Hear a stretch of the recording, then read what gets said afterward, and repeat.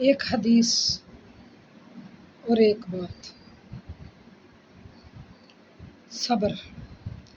سیدنا ابن عمر رضی اللہ تعالی عنہ سے روایت ہے، رسول اللہ صلی اللہ علیہ وسلم نے فرمایا، جو مومن لوگوں سے مل کر رہتا ہے، ان کی ایذا پر صبر کرتا ہے، اس کو زیادہ ثواب ہے اس مومن سے جو لوگوں سے نہیں ملتا اور ان کی ایذا پر صبر کرتا ہے۔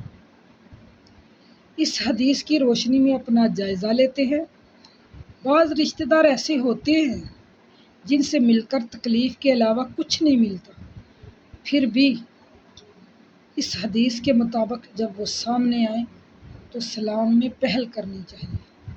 بے شک بہت زیادہ میل جول نہ رکھا جائے